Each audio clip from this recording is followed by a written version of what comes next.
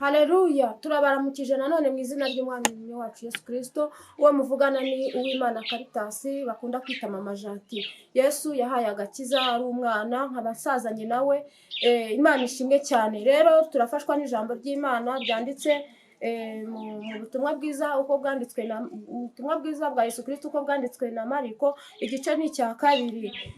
Yesu akiza ikirema gihetswe n'abantu 4. Nuko hahise akanya iminsi asubira i Kaperinawumu, bimenyekana yuko ari mu nzu. Benshi bateranira aho buzura mu nzu, barenga no mu muryango. Nuko ababwira ijambo ry'Imana. Haza abantu 4 bahetse ikirema, ariko babuze uko bakimwegereza kuko abantu bahuzuye, basambura hejuru y'inzu ahazinganiye n'ahari. Bamaze kuhapfumura bamanuriramo ingobyi ihetswe icyo kirema. Yesu abonye kwizera ko ababwira ikirema ati, mwana wanjye, ibyaha byawe urabibabariwe. Murongo wa 12, arabyuka yikorera ingobyi ye. Uwo mwanya asohokera imbere yabo. Haleluya! Nuko bose baratangara bahimbaza Imana, baravuga bati, bene ibi ntabwo twigeze kubibona. Ndashima Imana cyane. Reka dushime Imana n'ubundi dusenga. Mana urakoze kubwira ijambo tumaze kuvuga, ni wowe wariremye, ni wowe waryandikishije kubw'umwuka wawe wera. Reka rifashe abanyarwanda n'abanyarwandakazi, reka rifashe abato n'abakuru, reka rifashe abareje n'abakomeye, reka rifashe abo mu mahanga hafi na kure, abazungu n'abirabura bafashwe n'iri jambo. Umwuka wera rishorere kandi rigende rigere mu mitima y'abantu bawe, bibuka ushaka kukuri Imana izi ikigambiriye mu mutima y'ubwoko bwawe. Dufashe natwe turi hano hantu mukora tuzo cyane mu izina rya Yesu, amen.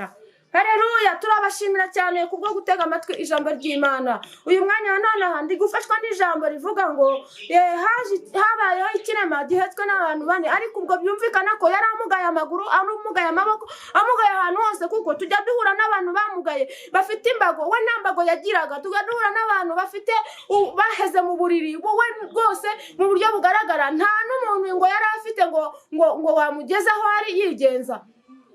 Yiyambaza inshuti, yiyambaza abaturanyi, abantu bamugira urukundo, abantu bagira umwete wo gushaka kumenya amakuru ngo ahantu Yesu ari, bamenya amakuru ngo noneho yuko yakoreye mu nzu. Ntabwo yigeze ajya ku musozi nk'uko byari bisanzwe, ntabwo yigeze ajya ku nyanja nk'uko byari bisanzwe, yewe ahubwo uwo munsi nese ngo bamenye amakuru ko yakoreye mu nzu. Bamaze kuhamenya ariko bahagera basa n'abakererewe. Ababimenye mbere bahuzuye, buzura mu miryango, buzura hanze. Nuko ngo bahageze bahagetswe n'abantu 4 ngo babura ahantu bamucisha. Birashoboka ko bashatse n'ahantu banyura, ariko abantu ngo bari benshi cyane batabona aho bakandagira, kuko urumva umuntu uhetswe n'abantu 4 bisaba inzira imeze nk'umuhanda. Ubwo rero birangije babuze uko babigenza, kandi n'uwizindukiye adashobora kuvuga ati reka ninegerayo nanjye ndishakira Yesu. Ubwo nyine nawe utegereze, sinjya kubwiye ngo ukerererwe. Birangije ikirema kiti yenda buriya mwanteruye pe ndabashimira, ariko ntabwo nemera ko musubizayo namubona. Ibi bintu byatewe n'ikirema. Haleluya! Kwizera kwawe kubasha gupfumura. Ndase no kuvuga ngo ni ukwizera guhinguranya, ni ukwizera gupfumura ibisenge, ni ukwizera gusambura, kandi ni ukwizera kugana aho Yesu ari.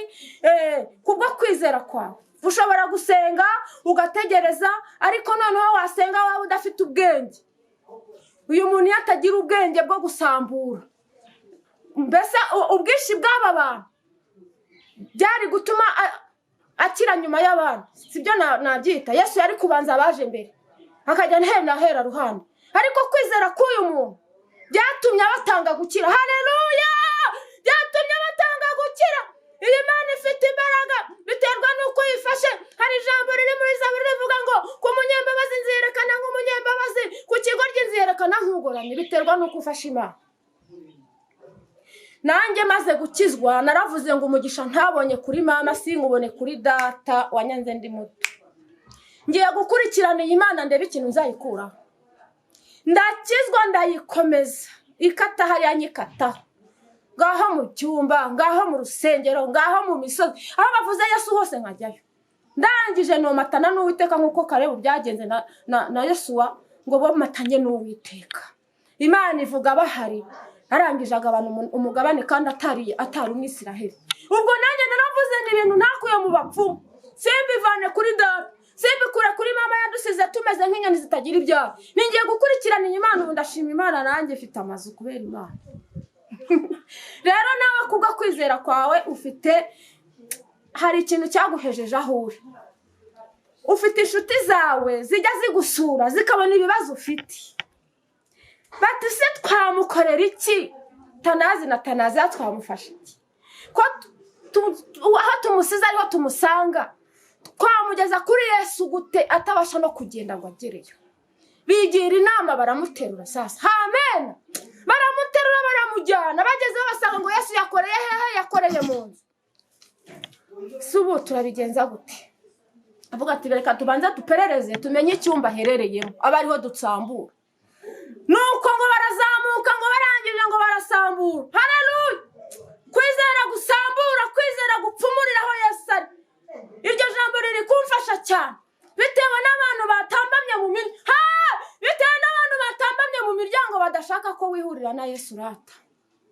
Bitewe n'abantu mbese bakufitiye ishyari, bitewe n'abantu batishimiye ko Yesu nawe yagukoraho, bitewe n'isura yawe mbi, cyangwa bitewe n'ubumugumananye igihe. Barakureba bakabona nta gakiza wabona, barakureba bakabona Yesu atari ngombwa, barakureba bakabona mbese kubera ko bagaragara neza ariho yabanza gukorera. Ntabwo ariko bimeze. Kwizera kwawe kubasha kugukiza, kukaguhinguranya aho Yesu ari. Aho Yesu ari ni ukwihana ibyaha. Aho Yesu ari, aho Yesu ari, aho Yesu ari. Ikibazo umaranye igihe, ikibazo gikomeye. Niba hari ahantu habaye iteraniro cyangwa igiterane, wisubirayo utagezeyo ngo bagusengere, aho naho Yesu arahari. Niba wumva hari ahantu hari urusengero rufite ububyutse n'urugero, uri kumva, genda nawe bagusengere. Niba ushaka bari kuvugira mu isoko, ariko nawe wihanyura, ahubwo gerageza usange Yesu nawe agukize agukorera. Bagiye kubona rero, Yesu yagiye kubona abona umuntu amutungutse hejuru, aravuga ati nabera mbonye kwizera gukomeye. Ati mwana wanjye, ibyaha byawe urabibabariwe. Arangije akimubwira ngo ibyaha byawe urabibabariwe, na bwa bumuga bwose buhita bihwaniramo, buhita bukira, aba muzima. Aramubwira ngo rero ikorera uburiri bwawe witahe. Arangije anyura hagati y'aba bandi bari banze ko ahanyura. Ba bandi bari banze ko atambuka, babona arikorera ari muzima yigenza. Imana ishimwe. Nawe Yesu yakurengera, nawe Yesu yagukiza. Baririza neza ahantu mu rusengero rurimo umwuka w'Imana, ugende bagusengera urataha nawe ukize. Hari ubumuga bwo mu mutima, hari ubumuga bw'umubiri. Yesu ashobora byose. Ndakurarikira kugira ngo nawe ushake Yesu, aza kugirira neza.